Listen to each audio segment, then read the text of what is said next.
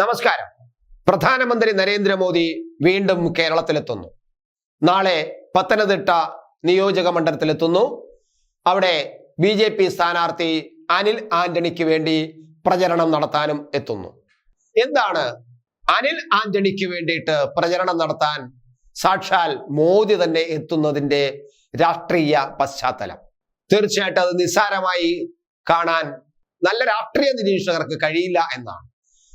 അല്ലാതെ അതും ഇതും പറയുന്ന രാഷ്ട്രീയ നേതാക്കന്മാർക്ക് പലതും പറയാം. പക്ഷേ എന്തുകൊണ്ട് മോദി പത്തനംതിട്ടയിൽ വരുന്നു, അവിടെ അനിൽ ആന്റണിയെ സ്ഥാനാർത്ഥിയാക്കുന്നു, ആ അനിൽ ആന്റണിക്ക് വേണ്ടിയിട്ട് പ്രചരണം നടത്താൻ വരുന്നു?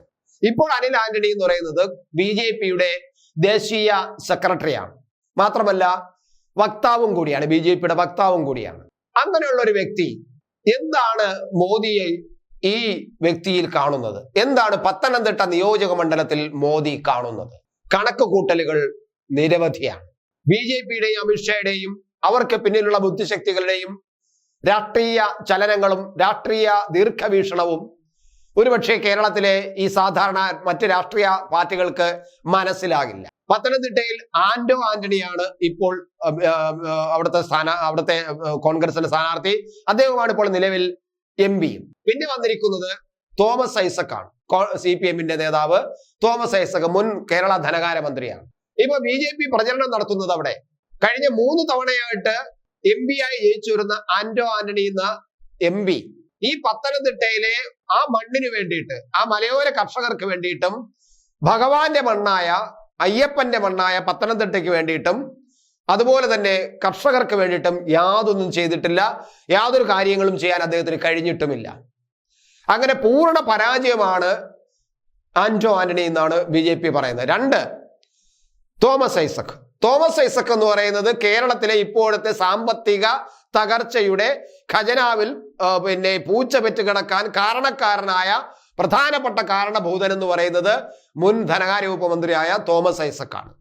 അപ്പൊ ഇങ്ങനെ 2 പേർ, നാടിന് കൊള്ളാത്ത 2 പേരാണ് ഇപ്പോൾ മത്സരിക്കുന്നത്. അതുകൊണ്ട് ഞങ്ങൾക്ക് ഒരു ചെറുപ്പക്കാരനെ, സമർത്ഥനായ ചെറുപ്പക്കാരനെ, നല്ല വിദ്യാഭ്യാസമുള്ള ഒരു ചെറുപ്പക്കാരനെ ഞങ്ങൾ കൊണ്ടുവന്നിരിക്കുന്നു എന്ന് കാണിക്കുകയാണ് അവിടെ BJP. അത് അവിടുത്തെ ജനങ്ങളുടെ മുന്നിൽ അവതരിപ്പിക്കാനും ജനങ്ങളിൽ മനസ്സിലാക്കി കൊടുക്കാനും വേണ്ടിയിട്ടാണ് മോദി തന്നെ അവിടെ എത്തുന്നത്. മാത്രമല്ല ഒരു കാര്യം കൂടി ശ്രദ്ധിക്കണം.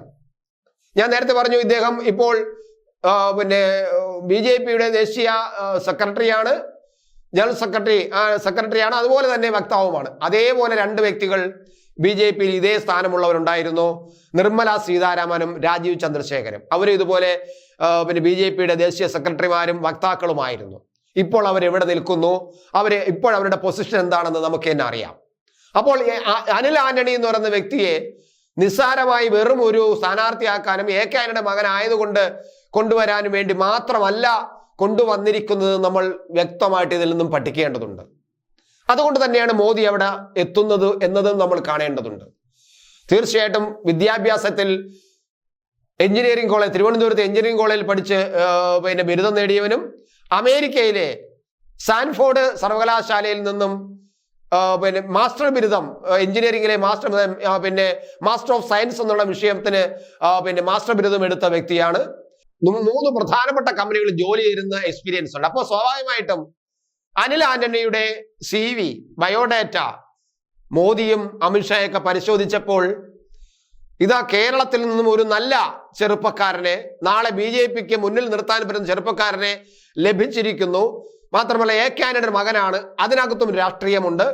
അപ്പൊ ഇതെല്ലാം കൂടെ കണക്ക് കൂട്ടിയിട്ടാണ് BJP ഈ അനിൽ ആന്റണിയെ കൊണ്ടുവന്നിരിക്കുന്നതെന്ന് വ്യക്തമാണ്. അതുകൊണ്ട് തന്നെയാണ് മോദി അനിൽ ആന്റണിയുടെ ഇത്രയും വലിയ BJPയുടെ വലിയ നേതാക്കന്മാർ മത്സരിക്കുന്ന മണ്ഡലങ്ങളിൽ നിന്നും മത്സരങ്ങളിലോട്ട് അവിടെ ഒന്നും പോകുന്നതിന് മുമ്പ് തന്നെ ഇവിടെ വരുന്നത്, അനിൽ ആന്റണിക്ക് വേണ്ടി വരുന്നതിൽ കൃത്യമായ കണക്ക് കൂട്ടലുകളും ദീർഘവീക്ഷണവും ദീർഘദൃഷ്ടിയും BJPക്കുണ്ട് എന്ന് തന്നെയാണ് മനസ്സിലാക്കാൻ.